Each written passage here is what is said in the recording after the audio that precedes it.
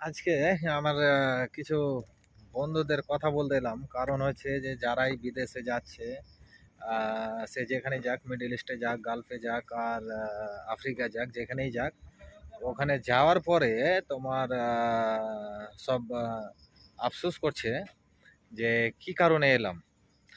কারণটা হচ্ছে দুটোই, যে একটা হচ্ছে বেতন কম, আর আরেকটা হচ্ছে যে কোম্পানির যে পলিসি, কোম্পানির পলিসিগুলো ভালো না, বা কোম্পানির যে সব থাকা খাওয়া চলাফেরার ব্যবস্থা, তারপরে তোমার আরও অনেক কিছু আছে ফ্যাসিলিটি যেসব কোম্পানিতে পাওয়া যায়, সেগুলো পাওয়া যায় না।